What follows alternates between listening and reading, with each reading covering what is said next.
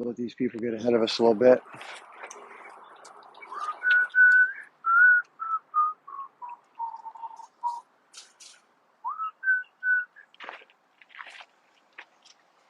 Yep.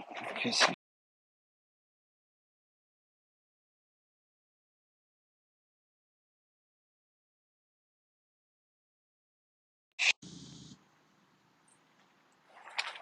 Hey, happy Sunday. Just getting started right this second. So if you're someone coming in who's new, I'll tell you what we're going to talk about.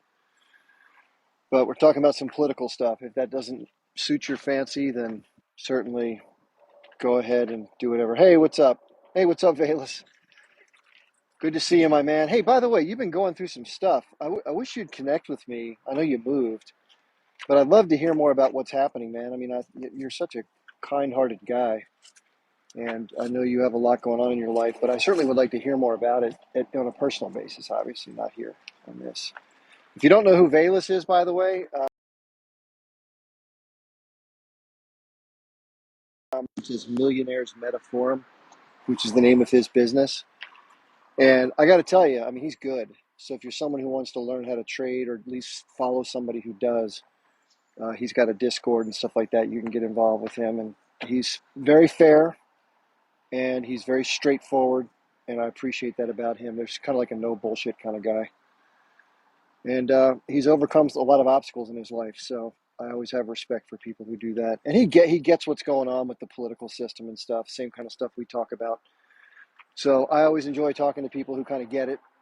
And listen, whether you like Donald Trump or not, I don't really care what anybody's political views are. I hate both parties. But I would bet my left and my right, reproductive organs, that if nothing suspicious happens with the election itself, right, that's always a wild card. But if the election is done fair and square, I think Trump's going to win running away. I don't even care who the Democrats put up. Now, it is possible that something may happen to the guy, obviously, because we saw what happened recently. So if something does happen to the guy, I can't predict that. But they tried to, and this when I say they, I mean the Democratic establishment and probably some of the inside of the, I hate this term, but the quote unquote deep state, the permanent non-elected people that are in the three-letter agencies and that kind of crap. They don't like him because he's the kind of person that tries to push back on policy decisions. He's not a rubber stamper of a lot of things. Now, he is part of the establishment insofar as the economic system. He's a very wealthy guy, so obviously he's not going to go do anything radical to help the working person. That's just, he says he's for working people. He's really not. I mean, no person in public office is for working people. You just can't be that way because corporations run this country.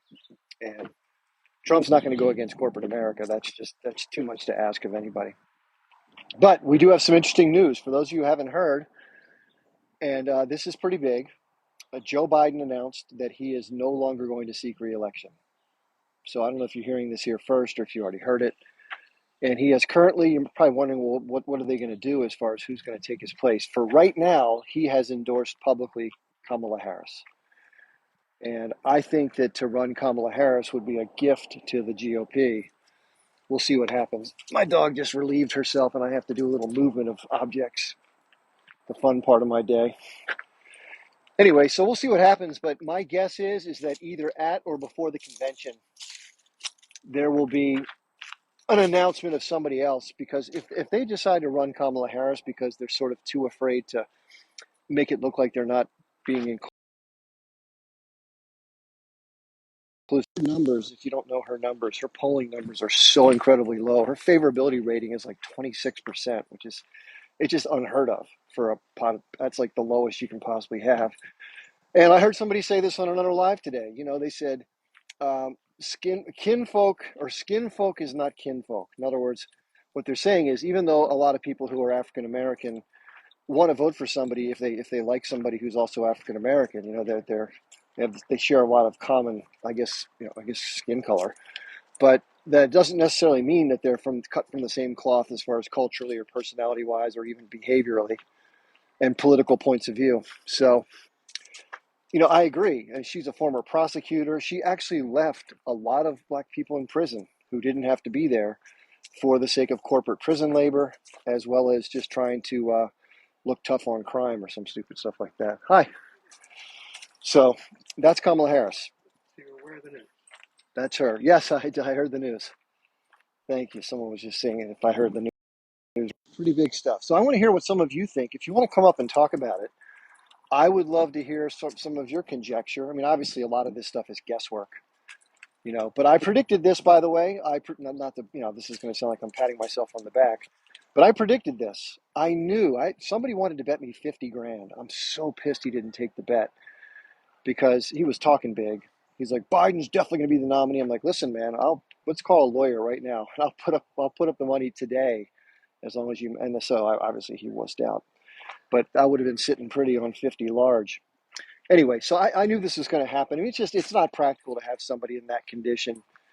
Even he won't even. He'll be difficult to make it just to the election. But if he were to get reelected, he wouldn't make it 6 months before the 25th Amendment would kick in.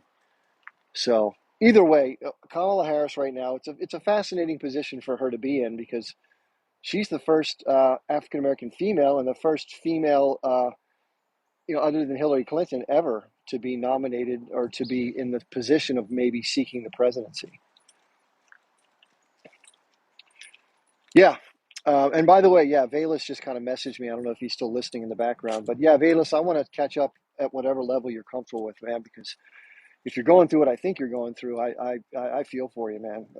I've been sick with Gulf War illness for a long time, and being sick all the time is such a burden, man. It just kills your mood. It's really hard to be high-spirited when you feel like shit all the time, but you do the best you can, one foot in front of the other. That's all we can do ever.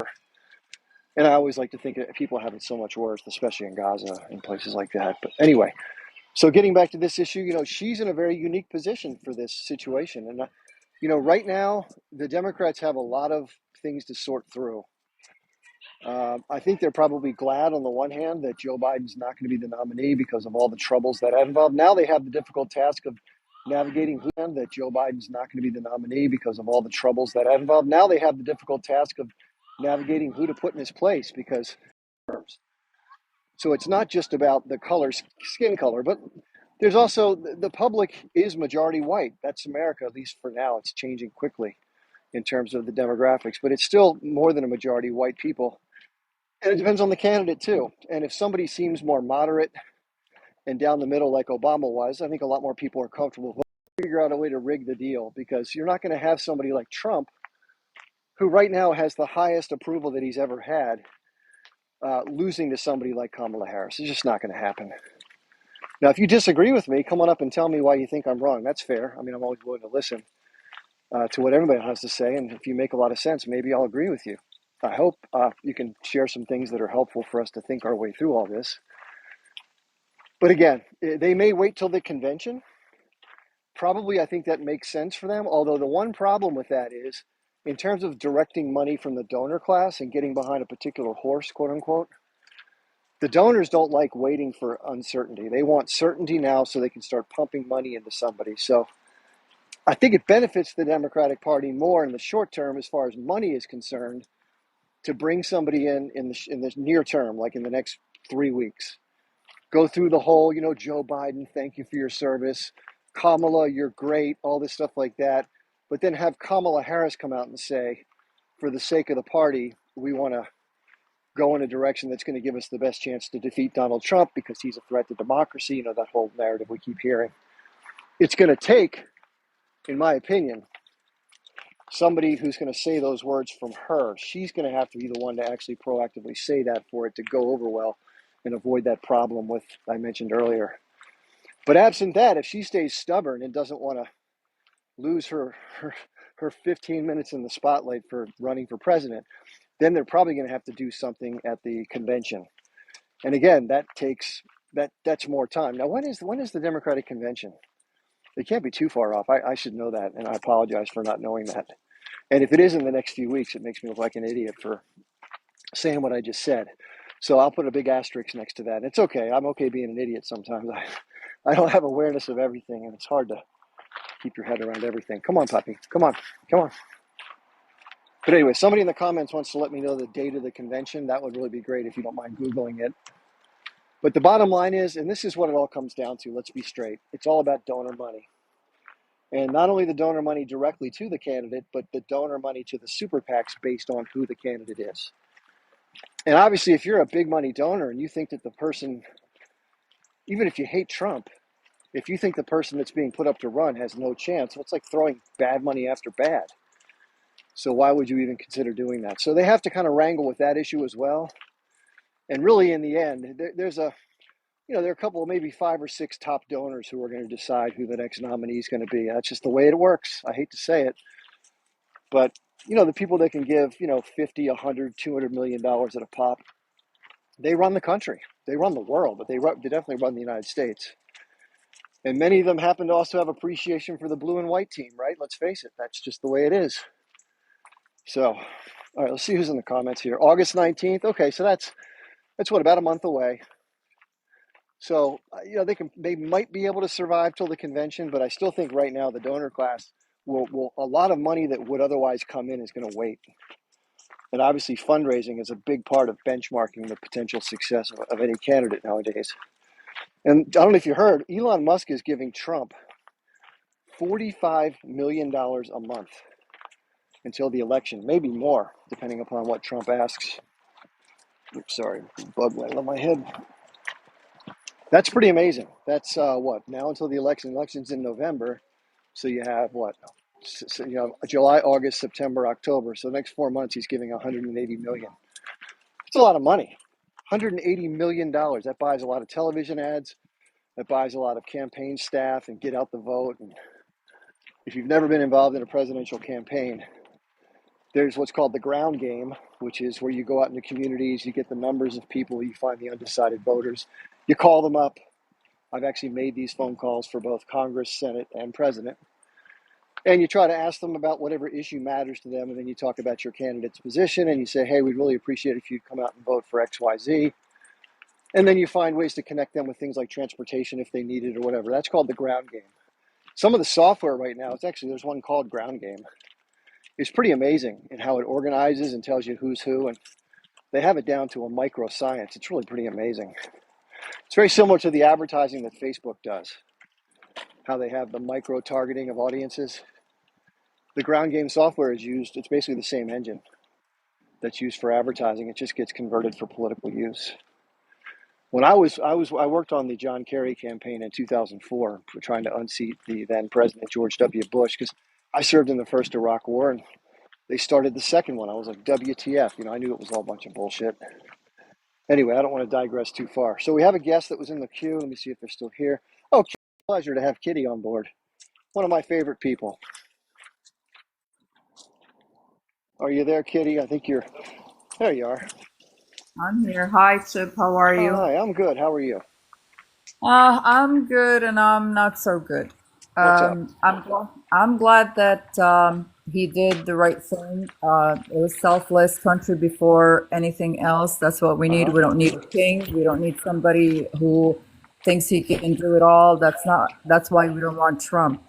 Right. But at the same time, I'm not against Kamala, but we saw what Trump did with Hillary, and Trump loves to uh, I don't even have the word to say with women, but I honestly think that it's after all, it's up to the delegates. We know that it's up to the DNC, their convention in Chicago, to see what will they do if she stays. Because okay, he endorsed her, but that doesn't mean that she will get on the ticket, Yep. right? Correct. So we have to wait to see what they will do, because honestly, we need somebody who is strong, somebody who's fresh, somebody who can take this person on. Because Trump, you and I and the whole world knows he's rude, he's vulgar, Yeah. and it just worries me. It does. It really does. Yeah. Can I share one point that I thought was relatively good to consider? I'm not big on President Trump's personality or his treatment of women or some of his divisive nature, because obviously you want to have somebody who's more conciliatory, who's a little less divisive. But you have to, for me, I think this is a fact that needs to be acknowledged. It's one that sits foremost in my mind. And that is, listen, let's face it, he's not a good guy. He still did things from a foreign policy standpoint. He eliminated General Soleimani, which really pissed off the Iranians. He maintained a pretty brutal occupation in Syria where we're stealing grain and oil, trying to starve out the Assad regime. Bragged about it, still brags about taking the oil, taking about 70,000 barrels a day out by rail. It's pretty gross. Anyway, but outside of that, he didn't do a whole heck of a lot to initiate new conflict. And also, and you can chalk this up to whatever you want, but I think he has a much better relationship with the foreign leaders of our potential adversaries, Russia and China, which only benefits the future of peace. My biggest concern in life right now, because I know eventually ecological issues are going to get the back of us. We're in big trouble that way, but that's going to take some time, 100 years, maybe less. But the issue of thermonuclear war to me is the most important thing to avoid. I think Trump is the better candidate than the Democratic Party because the Democratic establishment is going to carry over into the next administration.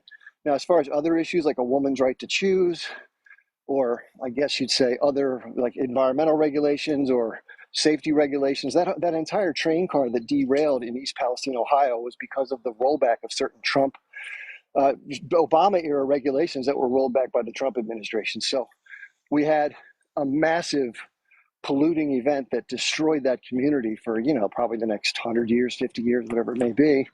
That's horrible. Also that, Norfolk Southern and its shareholders can make more money. That to me doesn't sound like good policy. So I don't like those kind of things.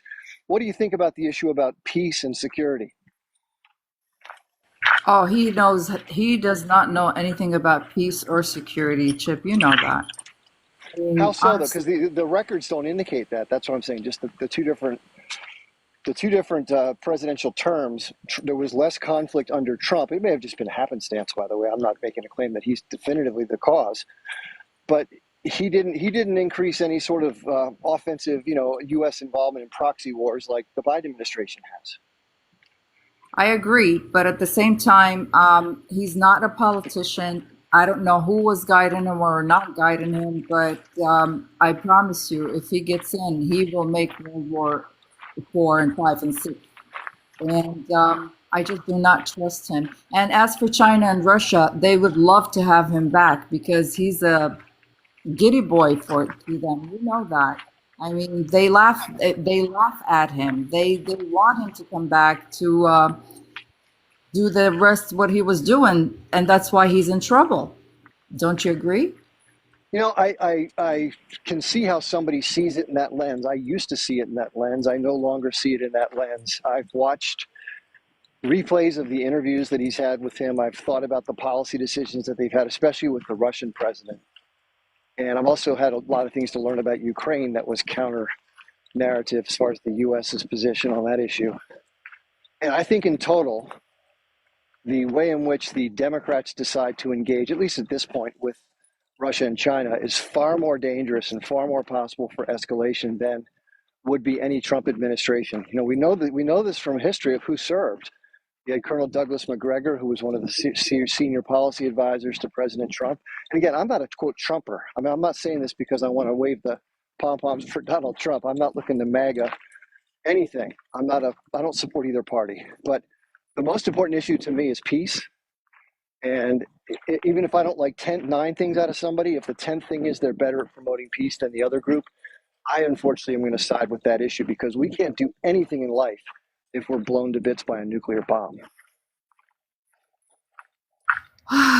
You really get me, Chip. I agree. I hate Trump. I cannot stand the sight of him, but I can't disagree with you there. But at the same time, we have to see what's going on in our country also, you know? Yeah, I wish we can just dissolve the two parties and come up with a better one. But yeah. unfortunately, that's what we have to deal with, and that's the cards that we've been given.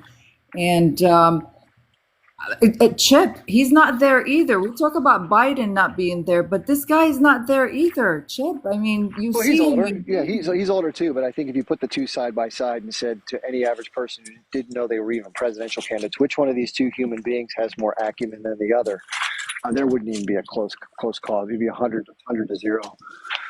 So that's not me approving of him, by the way. Listen, I have to be objective as best I can despite my own personal political views. I heard somebody today say on a live, it was so-called Smitty's Live, that she would put every dime in her life together that Kamala is going to smoke Donald Trump.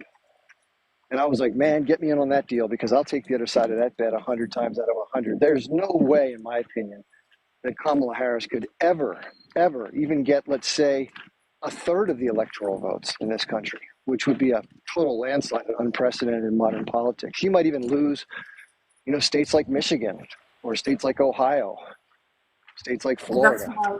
why I am against that. That's why I know that for a fact. And she's, to me, all due respect to who they like her, I have nothing personal against her or anything, but she's weak. To me, she's always been weak. And I don't think, I just don't think she's the right person for the job, honestly. I'm being very honest right now. I just don't see it. I don't see it. No, I agree. The one thing that's tragic about the whole electoral system in terms of the issue of Israel-Palestine is that each of the major candidates, what was Biden or whoever will replace him, it's going to be the same position. And Bobby Kennedy, the third party candidate who has the most likely traction, although probably in a minimal sense, they're all committed Zionists trying to get ahead of each other as far as who's going to kiss the ass of Israel better than the other. And that is very discouraging regarding the future of this issue, because as long as the U.S. maintains this position of support, which we've seen has been the one huge obstacle, especially politically at the UN, those vetoes that the U.S. uses are just so incredibly important for Israel's future survival politically. And they know it. And so as long as they have a guy like Trump, and by the way, they're dying for Trump to get elected because hey, how's it going? I'm not trying to be ignoring. I'm just on a TikTok live. Somebody showed the doggies. No, it's all good.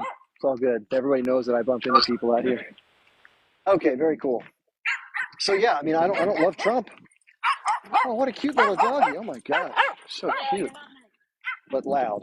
I'm not for Trump, but the reality is that none of these guys are going to do anything. I mean, for some miracle, Kamala Harris got elected. She wouldn't do anything either to vary the policy. How does that make you feel, Kitty? I know the truth. I know our politics and our policy, and I have faith in no one. No one, absolutely no one. I am so disappointed in everything. I'm Yeah, hoping for some reason in my own mind, my own world, that if they choose somebody sensible and somebody who's been watching, not being in the administration and seeing it for what really is, and comes in and just puts an end to this genocide, to this Palestinian plight, and to all plights, actually, not just ours, to all plights that's going yeah, on in the world. And one can only dream, Chip. I am so yeah, done, and I am so disappointed in our system, in our government, in our politics, in everything that's yeah. going on right now. It's like we only see the only thing that exists in this world is Israel and what Israel wants. Yesterday, I was scrolling up and down on TikTok, and I saw this one Israeli live, that said, if not for Israel, America will not exist. God bless Israel and Oh, America. I was jeez. like, Oh my what God. the hell is that? What is that supposed to mean? Isn't it the other way around? But Yeah, this is how exactly. they see it. I mean, this country has done so much, sacrificed so much, men, women, money, you name it. And this is the audacity and the ignorance and the arrogance of them. If not for Israel, America would not exist. I mean, what do you say to that? Honestly, what do you say to that? Sometimes, as a Palestinian, I just, honest to God, I clam up and I just go into these stages of like, I give up. I don't know what else to do or say, because nobody has the, excuse my expression, the cojones to put a stop to this, to end what's going on. And the fact that I have to see another American president go to that darn place and give their homage to that wall Yeah, and get the approval to, or the stamp to become the president of America, is just nauseating. yeah. It really, Nauseating. I couldn't agree more, but we're not going to have to wait until then to see more of that. We'll see more of that this coming Wednesday, the 24th of July, when the Dr. Evil himself, Benjamin Milikowski, otherwise known as Netanyahu, he's from Poland, is coming to address a joint session of the U.S. Congress. So there will be 435 or 38, whatever the number is, House of Representatives members, and then 100 senators, so 540 people approximately. And the Speaker of the House, Mike Johnson, has forewarned the members of both bodies that if anybody gets out of line, he will have them arrested immediately. Now, how about that? You can't even speak in your own government against someone who's coming to visit. I mean, if you're Rashida Tlaib, the representative outside of Detroit, Michigan, who represents a sizable Palestinian American population, and she herself has relatives and she is Palestinian herself. Imagine if you have to sit there and listen. I mean, I don't know if you boycott it or risk getting arrested speaking out. I would do the latter if I were her. And hey, let them arrest me. Let them drag me out kicking and screaming, Exactly. like Medea Benjamin does from Code Pink and other people like that. Jose Vega from the Linda Lelouch movement that he's running for Congress as well. So, but I just want to say, as far as American soldiers, you brought up a good point, and it's not just the money. For those of you who don't know, I ran into a person in my neighborhood yesterday, and we started chit chatting. And I told her I was in the military before as we were talking, and she's like, "Really? My son's in the military." I said, "Well, what's he doing?" She goes, "He's a combat medic." I said, "Where's he stationed?" She goes, "Poland." We have troops in the eastern side of Poland ready to go into Ukraine at a moment's notice, which is pretty scary. Now, on top of that, the U.S. has soldiers stationed in Jordan and probably some in Israel that we're not being told about. I don't know exactly how many, probably some, Green Berets or Delta Force or some shit like that, special forces. But these are the people that are going to bite the bullet if these things start to blow up. And why are we giving our sons and daughters for the benefit of these crooked, crazy proxy countries that all they do is serve the interest of the oligarchy and maybe those who are a part of this blue and white team in terms of spirit, and they don't really help us? The general public isn't served at all by this. What do you think about that? They're ungrateful, Chip. What do I think? They're ungrateful. For the audacity for them to even think that they're the ones who are helping the United States and not the other way around is just arrogance. Yeah. Arrogance. Our troops, there are American troops in Palestine, believe it or not, okay? And they don't care who they sacrifice. They don't care who goes down. They don't care whose children. They don't care. He does not care. He does not care because he's in an internal battle with his own Likud party, with Ben Gvir, with all of them. Okay, they don't want him. His citizens in an uproar. Okay, he is a stubborn fool that wants to do what he wants to do. He does not care. He doesn't. I think that's very well put. A stubborn fool is the way to go. But I tell you what, he isn't. He's not foolish politically. He's been pretty good about navigating the Israeli political system and especially navigating the U.S. system. And he's right. I mean, listen, you can hate him all you want, but he was caught on a sort of family recording that was released, and he talks about the fact, he says the Americans are no big deal. I can handle the Americans, no problem. He just needs to maintain his position inside of Israel to be able to engage with the Americans. And the fact that he lies through his teeth and tells one thing in public that he's going to try to have a path to peace and then doesn't, blocks peace over and over and over again, while we're told that it's all the fault of the Palestinians, that Arafat or Abbas are both unreasonable. They don't want peace. They're just violent people. It's such a smack in the face. And here's the thing. None of this is going to change as much as we'd like it to. Now, there's going to be military efforts done by the H group in the Deep South in Yemen, which is great to see, in my opinion, because otherwise Israel's just doing the same old, same old. And then we have the H group that's battling in Gaza. But then we also have the H group to the north. All three of them are basically at a war footing with Israel right now, which is something we haven't seen so far. So this is going to be, the next chapter of this is going to be very interesting. However, the big problem, everything comes down to politics. In the end, fighting is fighting, but there has to be a resolution at some point, because fighting doesn't, unless you get rid of everybody and completely take over their country, it doesn't change anything. So we, the American people, as bitter as a pill as this is for us, we have to acknowledge the fact that we're getting bad and worse choices in our elections. Most of the candidates that get put up are pre-selected by these moneyed interests, and they only serve the same people. I mean, Trump said something interesting. when he talked about Elon Musk's donations.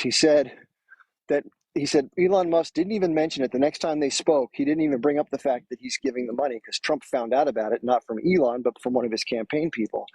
And the next time he and Elon spoke, Elon didn't even bring it up. And he said, most times when anybody gives me $2, they want a lunch meeting or they want my phone number. So that just goes to show you that the donor class gets immediate access to politicians because of the money. So that's what we have to change. We got to get the money out. That's the first step. And then the second step is we have to have a list of significant demands like healthcare for all and, equal rights for housing and, people who need addiction treatment to get help, education for the public so it benefits the public good. These kind of simplistic, basic issues that other countries seem to have figured out long ago. We're doing it all to benefit the ruling class. So we're going to have to take a different tack, which is not going to be fun, which is not going to be pleasant, which is not going to be safe. Many of us could die. Many of us could get locked up for life. Many of us could have our families messed with. And who knows what extent the establishment will go to repress some sort of effort. Hopefully it's all peaceful and nonviolent, right? We would like to be able to, voting would be great if we could do anything, but we're stuck. We get bad and worse, and those choices don't help us in any way. What do you think about the likelihood of some or many Americans getting involved in something that's outside of voting, or do you think that's a dead end? I'll tell you this, from what I've been seeing and hearing and people that I've talked to that were so Zionist and how they've changed their minds and everything. I think people have woken up. I think our Americans saw what is really going on for the first time in their lives. They're not listening to the government, to the politicians. They see what they see and they understand. I think there will be a big movement and demands by the people of America, our citizens, to change. Like you said, it's not an easy road. On the contrary, it's a very rocky road. But you know what? It's worth it. We need to do that. America is the greatest country in the world, but not according to the Israelis, because we wouldn't exist unless they, Yeah. thanks to them, we exist. Okay. And we're treating our hard working people like we are treating them is not fair. And I think people have woken up to that and are seeing this, and they demand change. And when people, Chip, start to question, that's when things get moving, I think. Okay. I want to tell you a short story, personal story that just happened. Okay. My daughter went to high school with this Zionist young boy, okay, for the 4 years, and we were fighting, argument. They were threatening us, we were threatening them. He said to her, "You do not exist. What is this Palestine? You will never exist. I will do this. I will do that." Wow. Back and forth. Oh yeah, it was mess. These So are young kids, you're saying? I'm not sure I'm following the yes, story. yes, young How old, kids. They how, were how young. old were they? They were high school, 14, 16 until 17 they graduated. So he had to go serve in the Israeli army because that's what they do. They have them in kibbutz and then they go serve. Mandatory because they have to. It's not a choice. And I've seen this because I live in a very heavily Israeli. I don't even want to say Jews because there's a difference between them. And so this young man, he was like at my daughter's throat, my throat, and we were the same. We were not going to back down from their threats and everything. So Wow. this young man goes to college. And she said to him, "You're ignorant, you're arrogant, you should look up the plight of Palestinians. I'm in front of you, I exist." And it was a big thing. So one day, like I think it was like maybe the third year of college, they didn't go to the same college. He decided to reach out to her and say to her, um, I have opened my eyes just a little bit, and I thought of you, and I want to thank you. And she was like, he is the weirdest person. She hates him so much, she just cannot stomach him. So Wow. 6 years passed, Chip. 6 years passed. So a week ago, she was at her work, and by chance, she bumps into him, and he says to her, he calls her name, and she says, she looks at him, and he goes, "Don't you remember me?" She said, "Oh my God, what do you want? What are you doing here?" He goes, "Oh my God, I want to tell you. I have been in Palestine. Listen to this, Chip, where he said what he said. We didn't exist. We should be Yeah, unalive. Da da da da yeah, da da. He said I was living in Palestine with a Palestinian family. He works for the. He works for what is it? Environmental. Okay. He okay, said we went over there to plant fig trees and olive trees and wells, and I have been living with them. And Palestinians are the greatest people, and I love them. And I am so sorry for everything I said. I did not know. They taught us otherwise. And she just kept looking at him. He said, "Believe me, I'm telling you the truth. And I want you I have been looking for you because I lost your number and your email. But I want to tell you that I have converted to Islam. I went to the Aqsa and I took the Shahada, and I am a full Muslim." And she was like, "Mom, what happened?" I said, "He opened his eyes. He went yeah, over there. He saw that. He saw our people. He lived with them. He told her about eating makluba, which is one of the Palestinian famous dishes, and another and how he loves it, and these people are humble, and how he fought for them when they tried to come into the villages, the settlers, and doing this, and they beat him up. He got beaten so many times, and he was on Facebook because the community has a Facebook for them. Okay, and how they spat at him and told him self-hating Jew and called him every name in the book, and did the deed. So when people open their eyes and see what's going on, that's when change happens, Chip. Don't you agree? I mean, that story, I'm still baffled by it, because knowing the kid and knowing how he used to be and how he hated us with yeah. such a passion, he wished us not existent, okay? For him to do all that and convert and change like that, what do you think, honestly? Yeah, it's possible. That's the great news. Again, I think, we spend a lot of time here on TikTok, and we're hearing the most conservative of the most conservative people that are very motivated to speak out. So we're not talking to mostly the average Israeli or average person who supports Palestine or supports Israel from around the world. And therefore, we're only hearing the most sort of mean-spirited arguments that deny Palestinian existence. But here's the thing: even for those folks that are that sort of adamant about their support for Israel, I believe that if any of them who deny the occupation exists or who deny that Palestinians are oppressed, if they literally went and lived there for, let's say, 90 days or 6 months, and just got a sense for what life feels like, what it feels to be in the shoes of someone who deals with that type of mistreatment, oppression, whatever you want to call it, then they would have an identifiable life experience to solidify what I would call reality versus what their perception currently is. Like you said, that's what happened with this person. They had an epiphany, which is sort of an awakening based on reality, like what they literally experience. And so I think that should be a requirement. Of course, in Israel, when they take people over on their birthright trips, the last thing they do is even talk about the occupied territory, much less show it to people, because that would then open up this can of monkeys, barrel of monkeys that they don't want people to even think about. They want people to ignore it, to pretend it doesn't exist, and to pretend the people there are just an obstacle to them reclaiming their ancestral homeland.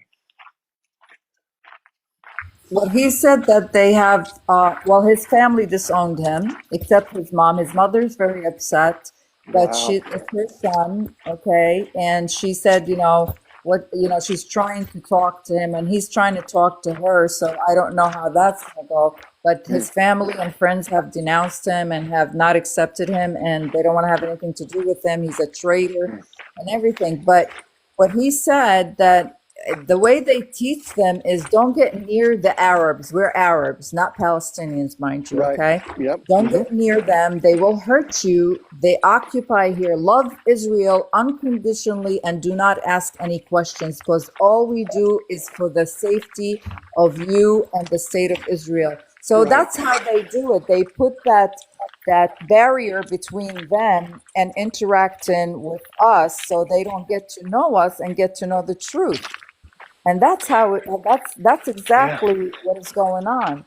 So when he went over there and he saw how the settlers were going to the homes and doing what they're doing, burning and analyzing and doing everything, he was just like, "What is going on?" Like, and he said to her, I would love to have dinner with you and your family. Just sit down and tell you about my plight, my, my me living there with that."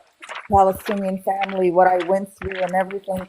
And she said, "Mom, what do you think?" I said, "You know what? Let's do it." I mean, I don't know what else to say. I said, "Yeah, let's do it. Why not?" In Awesome. my That's great. religion, where we come from, if they ask for peace, you have to give them peace.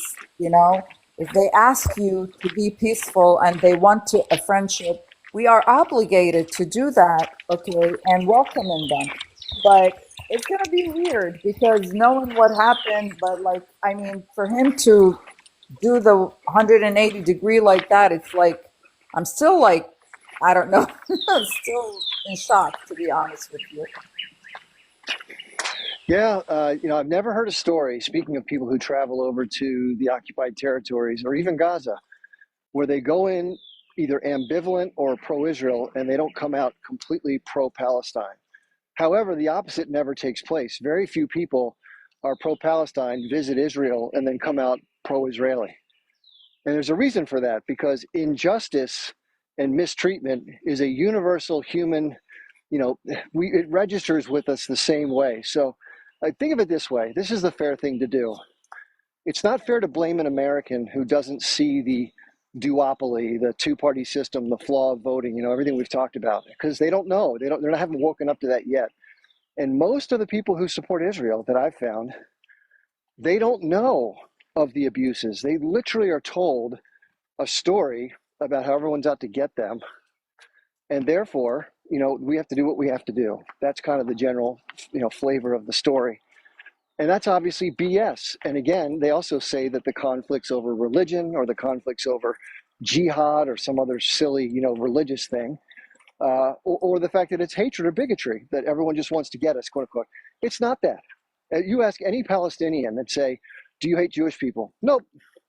Are you okay with somebody being Jewish as far as their faith or practicing Hindu or whatever it is? And they're like, nope, I could care less. Well, then why do you care about this issue? Why do you fight back?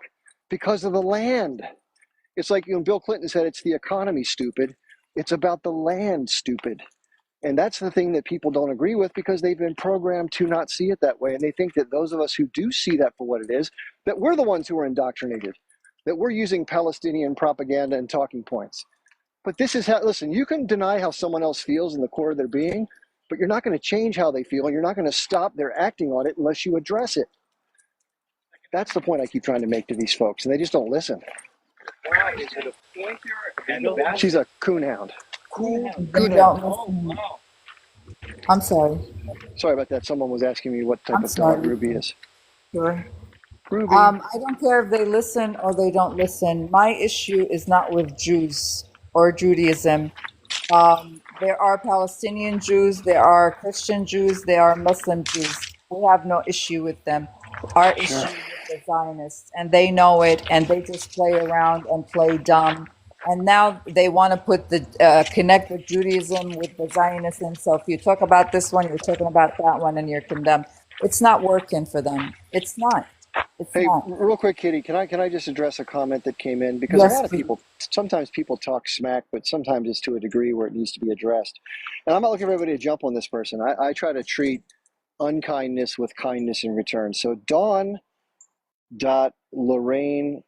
Hoare, I don't want to say it in a way that makes it sound like something else. Says, I wish I were there in that park, comma, with this POS. I guess purportedly so he or she could do something to address me directly, whether that's physical or just verbal. Here's the thing, Don. If you disagree, this is the great thing about TikTok. One is you can scroll away if you're not happy with what I say or what I do. I think you have to have 200 followers to come up and talk on a live as a guest. So you can actually buy some. I think it's cheap, like 10, 15 bucks to get 1,000 followers. Come on back and let's have a conversation rather than, using pejorative language or demeaning someone personally. Let's speak to the issues. Again, if you think that anything that I've said so far is unreasonable or unfair or incorrect, come make the case. I'm more than willing to listen because I think that we have to listen to each other. That's the only way there's going to be peace. But my argument is based on a vast amount of experience. If you don't know, Dawn, I learned, and this is not to pat myself on the back, it's just that this is what happened. So I'm 57 and, going on 120, it feels like. But back when I was 21 years old, I learned about this issue. One of my college classmates gave a presentation on the first Intifada, which was 2 years before the class was given, the presentation. And all of the things I thought I believed about this issue, I was very much like the people that I've described earlier about not knowing a whole lot about it. And it was the brutality that I saw that the Israelis used towards Palestinians that most shook me up. I literally just couldn't believe it. I was like, wait a second, this can't be true. Everything I've heard has always told me that Israel's our friend, they're the good guys, it's a safe homeland for Jewish people, that it has to exist because the only way people can be safe after what happened in World War II, going right on down the line. And everything that I learned during that presentation contradicted all the things I had learned. The Israelis used vast amount of force. In 1948, there was this thing called the Nakba prior to the establishment of the State of Israel. I'd never heard that word before. I didn't know that 700,000 plus people had to leave their property. I didn't know that. No one ever told me that. So what seemed to be like this important step for the safety of one group turned out to be a complete nightmare for others. Now, why is that not discussed? Why is that not part of the narrative in my country when it comes? Well, there's probably a good reason for that, because they know that people like me who are young and give a damn about justice and injustice would probably not feel the same way and wouldn't think the same way that I was thinking. And so therefore, that created a different path for me in life about this issue. And it's something that kind of upset me, quite frankly. I was like, wait a second, this is some bullshit. And so ever since then, Dawn, I've spent a lot of my time, not all of it, because I have a life to live like everybody, but every time I could grab a book, or I could go to a seminar, or when the internet came out, I could read, different people's lectures or watch debates. I've done a lot of that. And I've probably read 12 books on the subject. I've read all of Benny Morris's books. I've read Norman Finkelstein. I've read Alan Dershowitz. I've read, all sorts of other authors, Ilyan Pape, many others, and try to get a better understanding of this. So I don't come to my conclusions lightly, and I don't do it because I have it out for Jewish people or I have some grudge against Israel. It could be any group of people occupying Party A or any group of people occupying Party B. In fact, if you switch the parties, and this is going to prove this to you, I would support the Jewish people who are being marginalized, as I do during World War II. Who wouldn't? What decent person wouldn't support anybody who's being persecuted? Just because I happen to see it the way that I see it doesn't make me right or you wrong or vice versa, but this is my take. Everyone has a take on issues. So if you want to come up and speak about my take and debate your take versus my take, let's do that. But to talk about things like threatening violence or wanting to see somebody in person or calling people names, that just tells me you don't have any arguments. So if you have good arguments, let's bring those to the fore. If you don't, then politely keep that kind of stuff to yourself. There's other lives where you can go do that silliness. This is not the one. Okay? And I hope that's done in a polite and friendly way, but informative. So I'm not trying to be mean back to you. Okay? I love when you give these speeches. Listen, Dawn, listen. She just called me a Yahtzee after what I just said. So I can't do much for you, Dawn, and I'm gonna send you on your way. I tried to do it the right way, but again, turn the other cheek, but don't have to look back. Okay, go ahead, please, Kitty. The thing that really I can't understand, when they went through what they went through with Mustache Man, the whole world supported them. The whole world was with sympathy and empathy and wanted them to be saved and acknowledge what was going on with them. Yeah. Now they're doing the same thing to us, and instead of recognizing these people who are talking, recognizing that they are doing the same thing that was done to them, to us, but 10 times, and instead of saying it's wrong, they're denying there's a genocide. They're denying there's apartheid. They're denying everything. It doesn't exist. When I go on these Israeli lives and prove it, there's no genocide. Prove it, there's no apartheid. Prove it, there's no... Are you serious?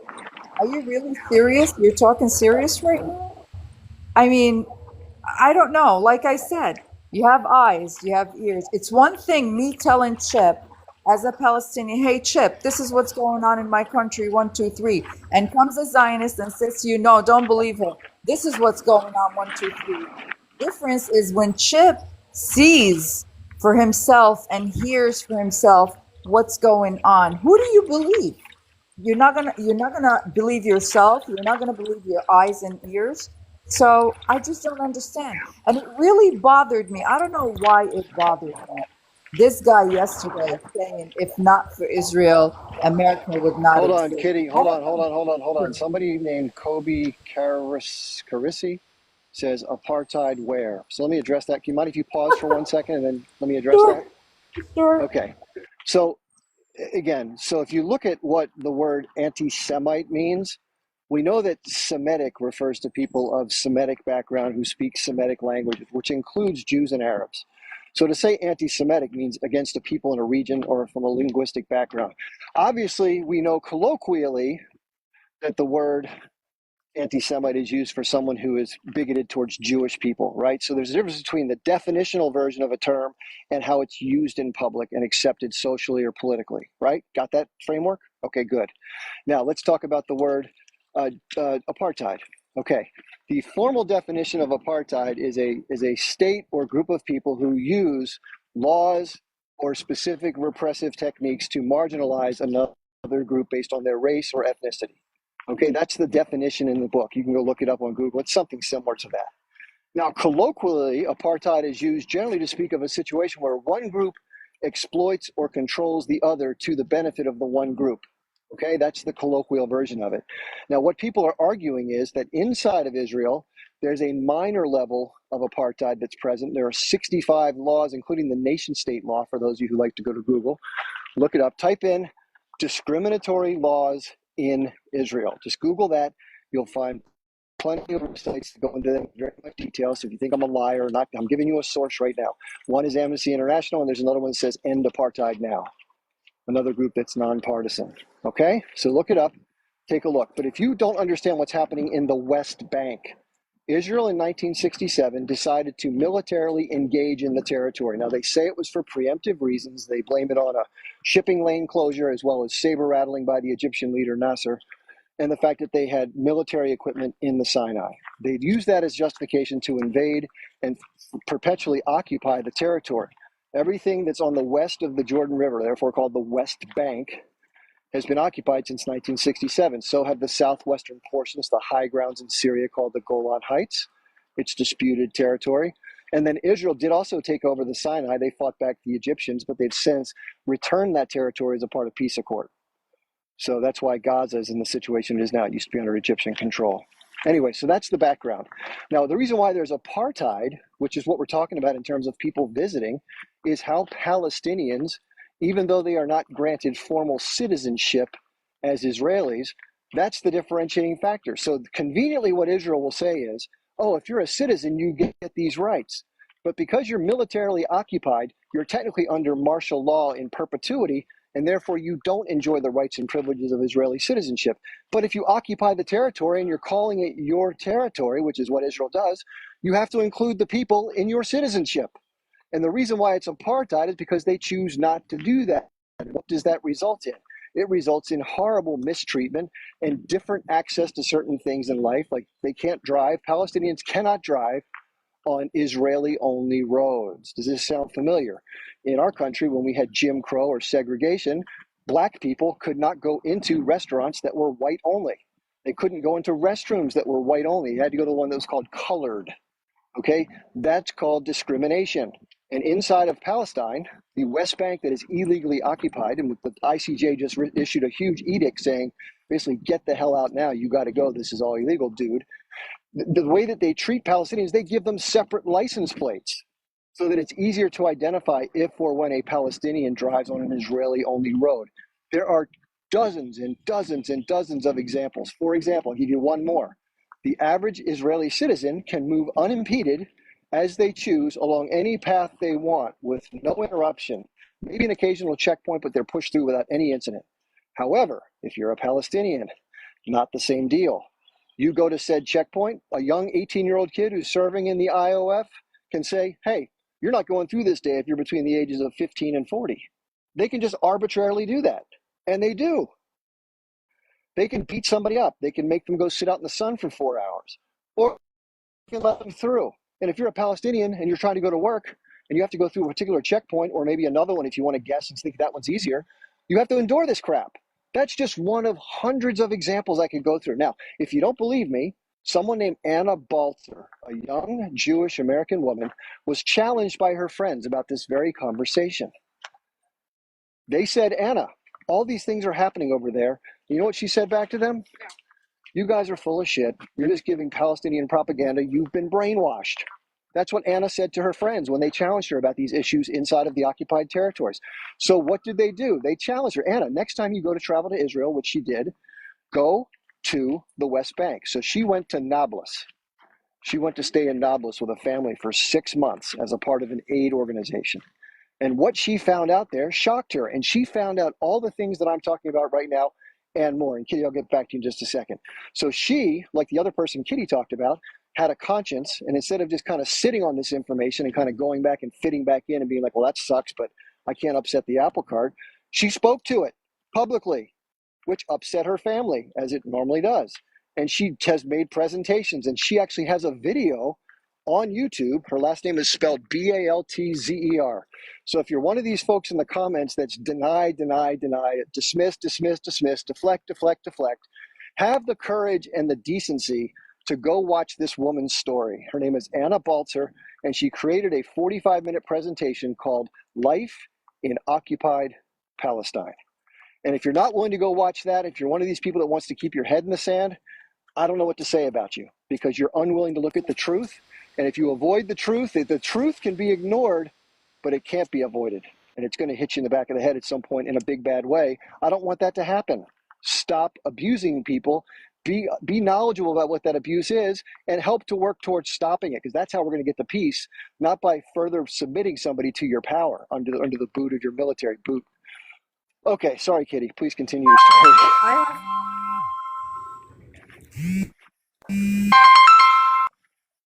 Yo, might I just say, you support the same people who killed Christians in Chip, Lebanon. I'll be back. I'll be back. I have to go. I'll be right Hold on back. 1 second, Why are you Crusader. muting me?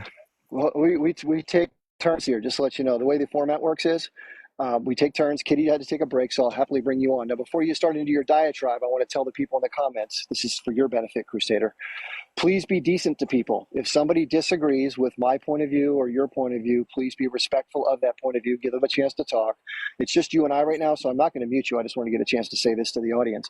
And it's okay for someone to disagree, but please, Crusader, if you could, don't ascribe things to I'll me. keep it Ask civil. me. Just ask me a I'll keep question. it Rather than civil. saying, you do this, say, Chip, do you do this? All How about right. that? Why do you Okay, fair enough. support I'll do the same for you. people? Why do you support the same people who unalived thousands of Christians in Lebanon? Well, I don't necessarily support the people who did those acts, because I'm against anybody being harmed who's a civilian ever under any circumstances. So All I right, don't fair support enough. them or that behavior. Fair enough. Did you have any other questions you wanted to ask or anything you want to share? You know what? Nah, I want to be civil, so that's about it. I'll just hop off. Well, you can be a little bit edgy if you want to, but I just don't Nah, want I you don't want to do that, yelling bro. attacks and Like, stuff. I just wanted to like call you out on that, and that's it. That's all. Okay, well, hopefully you understand my position now rather than No, assuming. I do. You said you don't support those people, and that's fine. Yeah, all right, I I don't. guess that's all.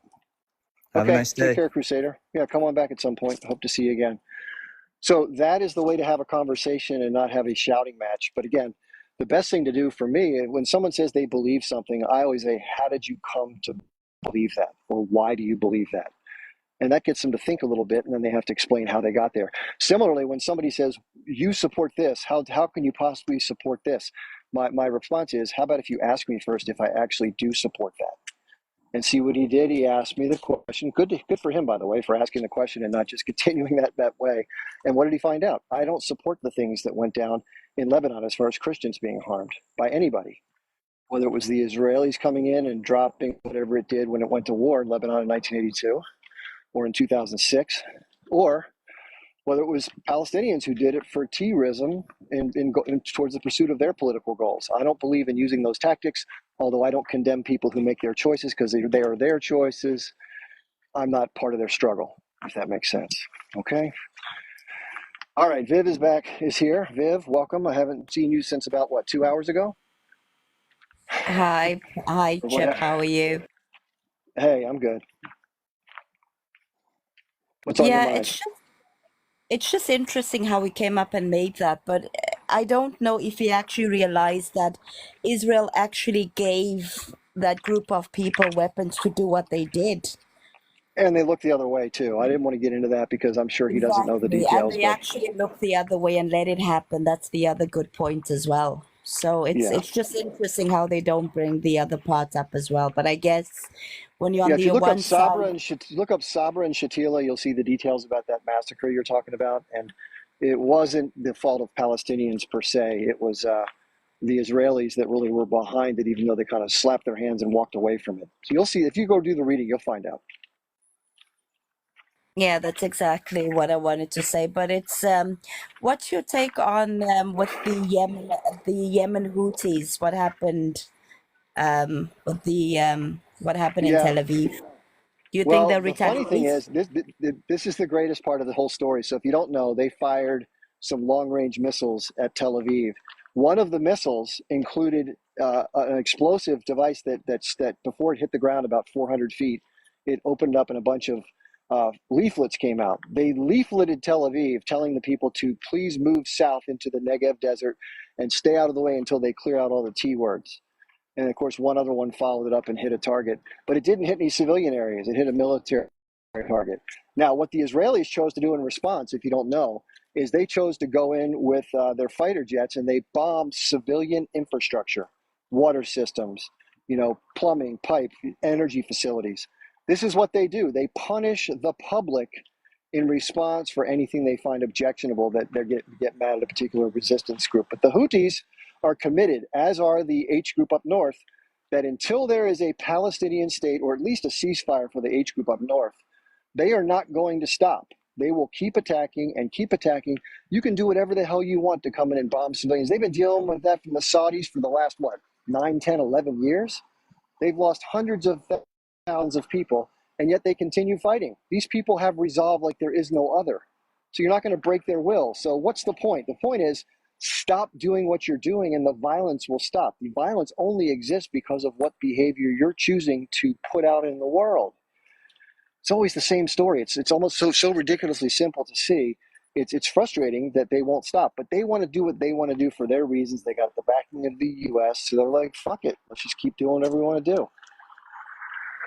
But do you not feel that it's actually like double standards? Because as you said, with the Houthis, when they actually were targeting that particular area, it wasn't a civilian area, where when they Correct. go, they actually go and target civilians.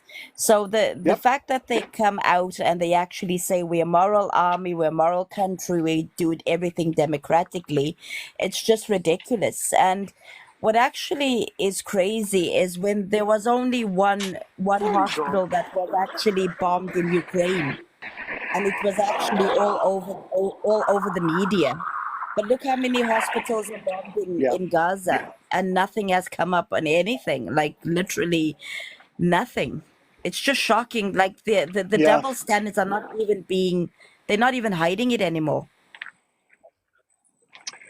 Yeah, well, the way the Western media works is it amplifies that which supports the narrative of the status quo, and of course they minimize or eliminate or don't cover. They lie by omission of things that would detract from the desired narrative. So, as far as what Israel's chosen to do inside of Gaza with respect to hospitals, they haven't dropped munitions on every single one, but they have gone in with fighters or tanks or whatever else, and they've destroyed or made things inoperable at most of the hospitals, and then they try to scurry back and try to get some things done. By the way, there also isn't a complete famine inside of Gaza. There are pockets of places that have food, and there are many others that don't.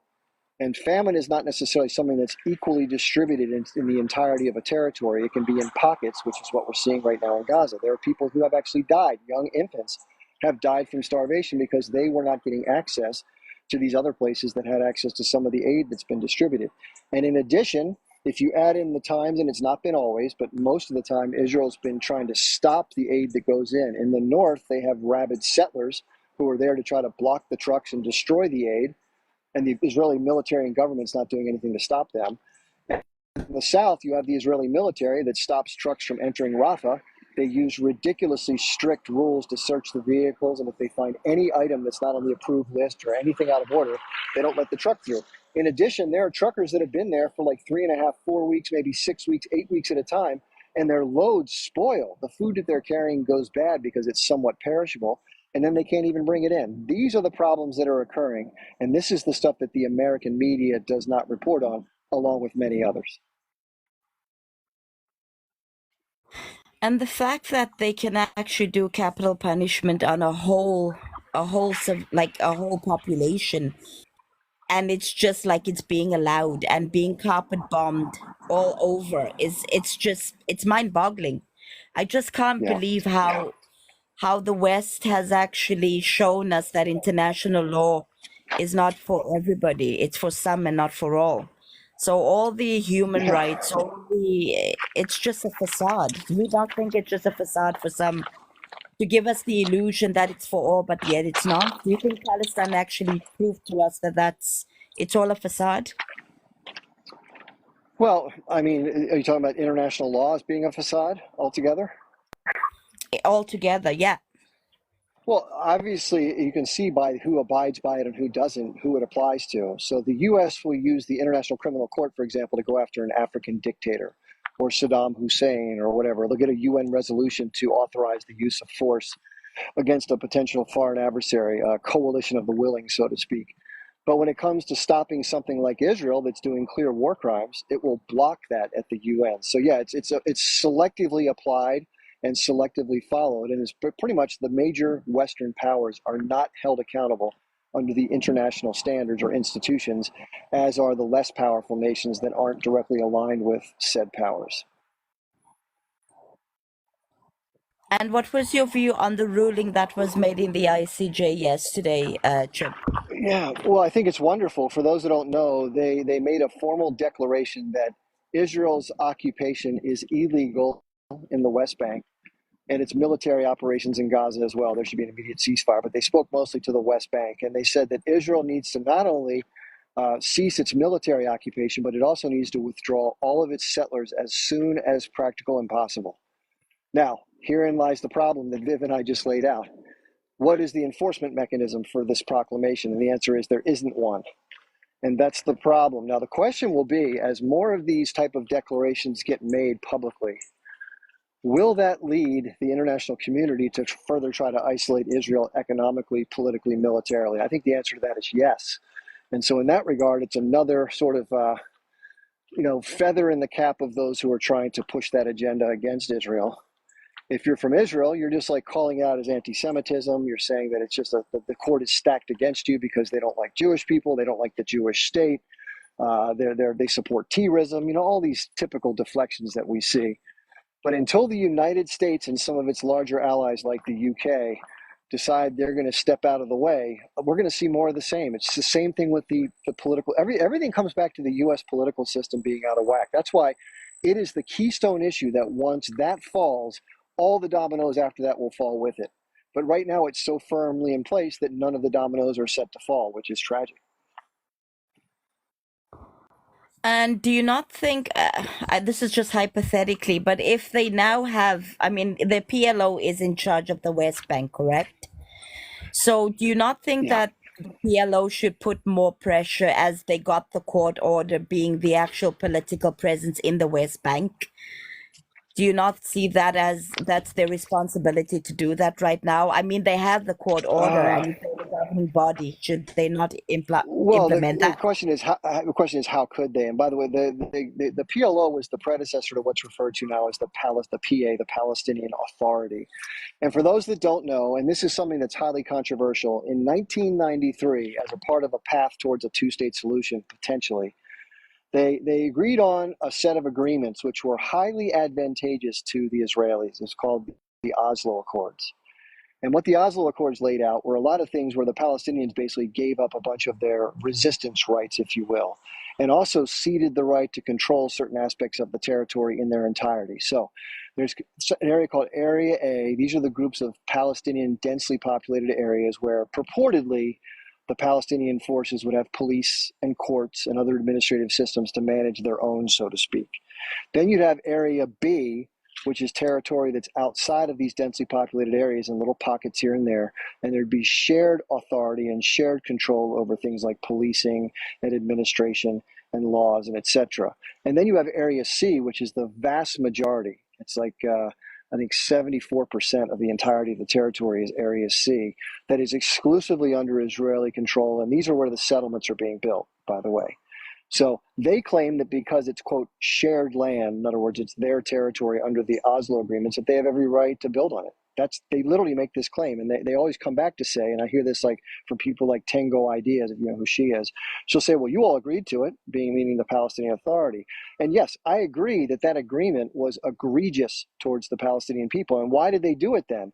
Well, when you're, just like what happened in Egypt and just like what happened in Jordan, when you're a political leader and you want to maintain and consolidate your own power and your ability to stay in power, you think of ways to do that. And the Oslo Accords, according to many, including myself, were used by Mahmoud Abbas, Abu Mazen, to solidify his position of power at the expense of his own people, to sort of mollify the Israelis and make it so he could stay in power.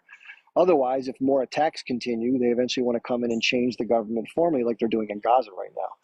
So it's a real problem. And because of this problem, the Israelis effectively have control over 82% of the territory in the West Bank. And in the other 18% that's Area A that I mentioned, they can go in at any time and conduct military operations and detain, arrest, administratively detain anyone they want. So really, they have effective military control of everything. If somebody does something to another Palestinian, that falls under the jurisdiction of the Palestinian autonomy.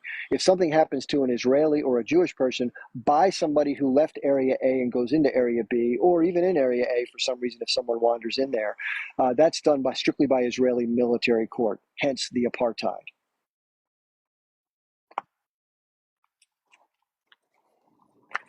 Magna, did you want to say anything? Or Viv, did you want to finish up? No, I was just saying hi to Magna. Yeah. I don't think Hello, we've met, hi. Magna. Have we met before? I'm not sure if we've met. We have. Hi, Chris, and thank you for having Okay, me on your panel again. We had sure. Sorry once we were about that. talking about Iran at the time, Oh, and if yeah. my, Okay, yeah, got it. yeah. So if my picture isn't a dead giveaway, I am pro-Palestinian. Yeah. Thank you for having me. Yeah, I was having a very interesting discussion yesterday with a friend because the UK finally had a day of summer. And we were talking about the sort of international policy and how the Democrats and the Republicans, how they have impacted the foreign policy, and their foreign policy has impacted Europe. And it really stood out to me that even Europeans do not have the perspective about the American foreign policy being so destructive. And being sort of, I mean, if you read Noam Chomsky, you know that 50, and that was an old book, so it's a lot more economies now. 50 economies only in the 20th century that had been completely rendered destructed by the U.S. foreign policy, and the Europeans just don't have that concept. So I was explaining to her how the American foreign policy really impacts the rest of the world, and why they shouldn't be surprised why the rest of the world is not a big fan. They're not American fans. So I guess my question is that in North America, is there an understanding of American foreign policy and how extractive and destructive it is? And the reason I ask this is because the actual conversation yesterday was about, well, what is the alternative? China and Russia, which are not great alternatives. And my point was actually there's a third option where you have a like economic power space where there's economic powers big enough to negotiate outcomes for parts of the world rather than having a hegemony as we do now. And I just wanted to get an understanding of how the Americans think about it, and if they have an understanding of how extractive and destructive their foreign policy is.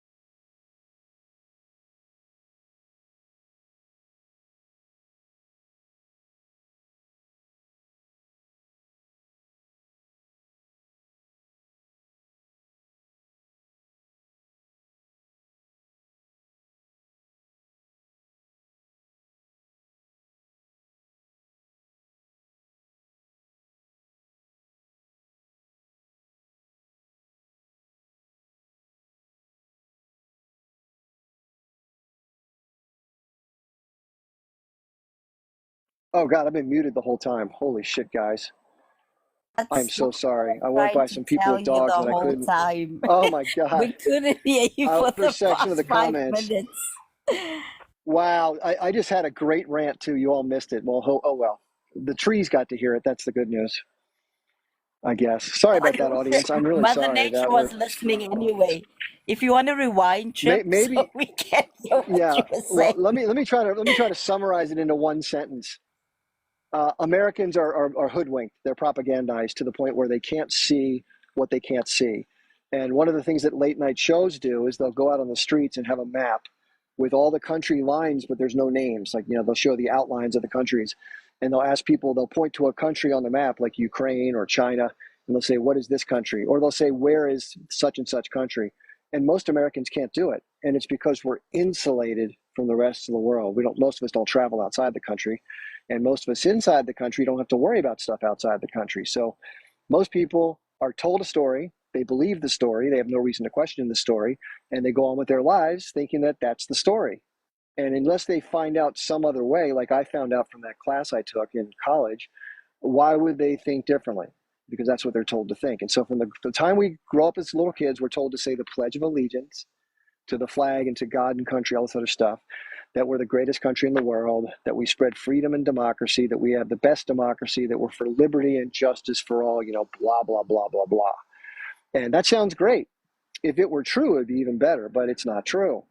And the deep state, the underbelly, the permanent three-letter agencies, our military industrial complex, it goes out into the world and seeks to destroy democracy where it doesn't serve the interests of the powerful, the wealthy, and the national interest of the United States with regards to things like energy and resources. And so the average person is just duped. So in terms of knowing about foreign policy, they just don't know what they don't know. It's not that they're stupid. I don't call anybody stupid who is propagandized or uninformed. Because it's not. But one thing we're looking at with Gaza and with this whole change in media magnification is we're seeing things that are counter to the narrative we've been heard. It's like what happened to me when I was 21 years old. And people then start to have this epiphany. They start to wake up. So more people, not everybody, of course, but more people that are waking up. So much so, and this isn't a big move of the needle, but it's something, that 47% of Americans going back 5 years ago supported Israel. Now it's down to 41. Now you might think, well, Chip, that's not a big difference, but think about it. That number is very top heavy. People in my demographic, I'm 57, people older than me are almost 100% in support of Israel. So they really skew the numbers. So I would say there's probably really been about a 15 or 20 point drop, even though it hasn't taken course in total percentage points. But that's a good thing. People are waking up and learning more. I think more information and more awareness and more transparency is the better thing. Of course, if you're empire and you want people to support your efforts and you want to hide your efforts and cloak them in democratic language, the last thing you want is transparency and awareness. So that's why we've seen Israel do such an amazing job for so long of hiding things from the public through the influence of things like the American media and craft the narrative, have very proactive things to basically twist and redefine what's really happening on the ground. And it's stunning how successful they have been and continue to try to be good at this. But unfortunately, for them, and fortunately for you and I and the people of Palestine, video does not lie. Photographs do not lie. The reality of a death count does not lie. And therefore, Israel's story, no matter how good a one they try to spin, people don't buy that crap. They're like, wait a second, you're saying you're the most moral army in the world, and yet you're doing things that are the exact opposite. That doesn't square with your narrative. You say that you care about avoiding civilian casualties, and yet you are massively murdering tens of thousands of civilians and then claiming someone else is forcing them to stay in a place as a human shield. Nobody's buying that shit anymore. So that's the good news. The bad news is that many Americans still don't know, although more now do, and therefore the foreign policy establishment gets to continue what it's doing pretty much unabated. Hopefully it'll change, but again, the power structures have to change for all of that. The keystone issue is the dismantling of the very power structures that run the United States government. That's it. End of story. I'm convinced to the day I die, and it may not be too long given that I talk about these issues. But hopefully we can overcome it. I'm not hopeful, but I hope we can. What do you think, Viv? And And also, there's a lot of celebrities that would like to talk out, but if they do, they'll get canceled, whether it be in Hollywood, whether it be in advertising. Like Yep. today, Bella Hadid. I don't know if you know Bella Hadid. Yep. I heard the story about She's Adidas. Yeah, so Yeah. Adidas, he was supposed to be the face for one of their iconic shoes, and they've just decided no, that she's not going to be their face for that particular one. So she's actually going to take them to court, because she has the contract. So I hope that her court Yeah. her court legal action goes through, because I think if she does succeed in her legal action, I think it's going to be a good thing for a lot of celebrities, and a lot of companies will come to say, Yeah. you know what, we can't just cancel when someone has a different political view. So I hope that that her court action does Yeah. become very vocal, so we can make other celebrities not feel victimized as they do, because there's a lot of celebrities that has been cancelled. Angelina Jolie Yeah. got a role acting in Hollywood for how long Yeah. now, because of her vocalness as well. So it's just Yeah. horrible how people are using people's Right. income and their jobs as a way of controlling people's lives. It saddens me. Yeah, I agree. I agree. What I'm going to have to do for everybody, by the way, and I apologize for this, but wherever I park my car at this park, every time I get into my car, people can't hear me, like the signal drops off. If I try to go down the line because of, I don't know what if I put my phone on, don't even look at it. So I'm have to go live right now. If you want me to restart the live, just we started. If we kind of talk this through for your taste right now, we can leave it at this. Starting with people more. Breaking up really badly. Chip, it's really breaking Yeah. up badly. We Okay, can I'm going to hardly hear cancel the you. live. Yeah, maybe just restart. Yeah.